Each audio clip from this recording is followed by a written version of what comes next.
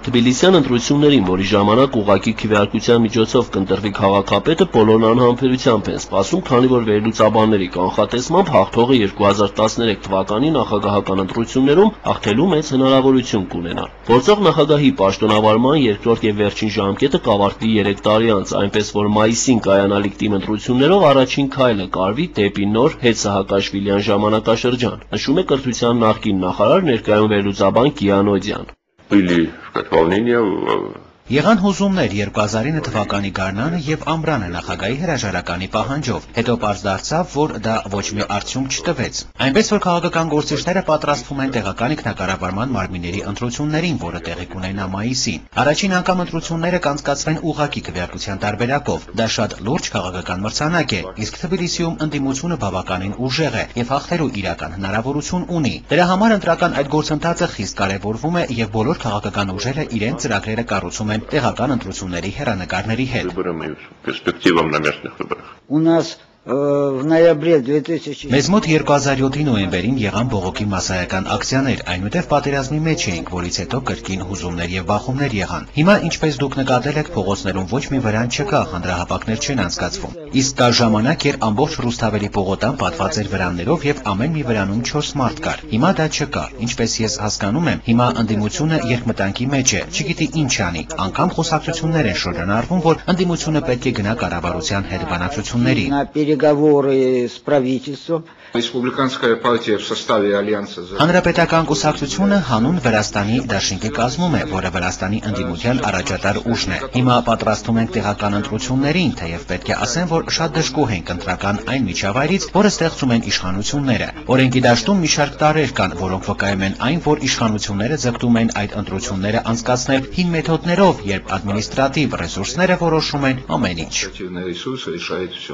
Վրաստանում դեպքերի զարգացման մի քանի սցենար է հնարավոր, ներառյալ սահմանադրական փոփոխություններ, որոնք թույլ կտան Սահակաշվիլիին երրորդ անգամ մասնակցել ընտրություններին։ Այնուհանդերձ մի բան պարզ է, քաղաքապետի պաշտոնը ստանձնած թեկնածուն կարող է նախագահի շատ լուրջ թեկնածու դառնալ։ Հիմնական պայքարն արդեն իսկ ընթանում է գործող քաղաքապետ Գիգի Ուգուլավայի եւ ընդդիմադիր հանուն Վրաստանի դաշինքի առաջնորդ Իրակլի Ալասանյայի միջև։ На данном этапе сравнительно более активно. Ներկապոլում համեմատաբար ակտիվ է եւ ընդդիմության առաջնորդի դերին է հավակնում դաշինք հանուն Վրաստանի 3 կուսակցությունների կոալիցիան, որի ղեկավար Իրակլի Ալասանյան պատրաստվում է քաղաքապետի ընտրություններին։ Այս պաշտոնը նախագահ դառնալու լավագույն նախադրյալն է։ Կան նաեւ որոշակի վարկանիշ ունեցողներ, օրինակ պարլամենտական եւ քրիստոնյա դեմոկրատական կուսակցությունները, նաեւ որոշ մասսայականություն է վայելում Լևան Գաչաչիլաձեն։ После 2006 года 2006 թվականից հետո ցավոք երկրում լիակատար լճացում է, երկրին առաջընթաց չի ապրում, հակառակը։ Եթե դիտարկենք 2007-ի նոյեմբերյան դեպքերը, կեղծված նախագահական եւ խորհրդարանական ընտրությունները եւ վերջապես 2008-ի օգոստոսյան աղետալի պատերազմը, ապա կտեսնեք, թե ինչ դինամիկա է երկրում։ Դրա համար զարմանալի չէ, որ Սահակաշվիլիի մտերին բոլոր համախոհները համալրեցին ընդդիմության շարքերը, ինչպես Տիկին Բուրջանաձեն, ով խորհրդանի խոսնակն էր, նույն Նուղայիդելին, ով վարչապետ էր, պաշտպանության նախկին նախարար Օքրուաշվիլին, ով ընդհանրապես հեռացել է երկրից եւ դրսից է աջակցում ընդդիմությանը, նախկին արտգործնախարար Սալոմե Զուրաբիշվիլին եւ այլոք։ Իդեպ, Լևան Գաչաչիլաձեն, ով ղեկավարում էր անցած տարի Թբիլիսին երկար ժամանակով կատվածահար արած մասսայական բողոքի ցույցերը, համոզված նշում է, որ ընտրություններով կառավարությունը չի փոխվի, կոչ անելով ընդդիմադիր ակտիվիստներին կրկին անցնել փողոցային ցույցերի մարտավարությանը։ Ըստ փորձագետների, ոչ քաղաքական միջավայրը, ոչ օրենքը, ոչ էլ Վրաստանի ընդհանուր վիճակը ձեռնտու չէ ընդդիմությանը, հատկապես այն պատճառով, որ կառավարությունը մեծ վարչական ռեսուրսներ ունի, սակայն ընդդիմությունը կորցնում է ձայները գլխավորապես իր անմիասնականության պատճառով։ С точки зрения соотношения сил, ուժերի հարաբերակցության տեսանկյունից այսօրվա դրությամբ իշխանական ազգային շարժում կուսակցությունը ակտիվացել է եւ դրան նպաստեցին հենց ընդդիմության նախագահին պաշտոնանկ անելու անհաջող փորձերը։ Ընդդիմության շատ համակիրներ ուղղակի հիասթափվեցին։ Ինչ վերաբերվում է թե ինչն է առաջ մղում ընդդիմությանը, ապա նշեմ, որ առաջին խնդիրը հասարակության պառակտումն է։ Շատերը դժգոհ են կառավարությունից եւ նրա աշխատանքի մեթոդներից, սակայն ընդդիմությունը շատ անատամ է, չունի ընդհանուր առաջնորդ եւ անգամ հիմնական լիդերներ։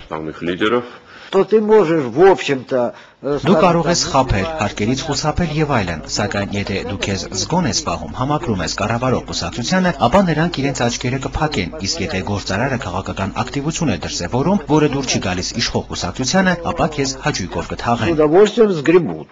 Վերջին ուսումնասիրությունների համաձայն բնակչության 80%-ը խորհուրդ է տալիս ընդդիմությանը մասնակցել ընտրություններին, փողոցներում ցույցեր կազմակերպելու փոխարեն։ Թբիլիսցիներից շատերը հիասթափված են նախորդ տարվա բազմամարդ ցույցերից, որոնք մի քանի ամիս շարունակ կաթվածահար էին արել քաղաքային երթևեկությունը, այդպես էլ ոչ մի արդյունք չտալով։ Փորձագետների կարծիքով ընդդիմադիրները պայքարում են իշխանափոխության համար, բայց ավելի շատ վախենում են, թե իշխանության կգա ուրիշ մեկը, ոչ իրենք։ Հենց սա է Վրաստանի ընդդիմադիր դաշտի մասնատվածության հիմնական պատճառը։ Էդուարդ Մխիթարյան, Գրիգոր Շաղոյան, Gala News, Թբիլիսի։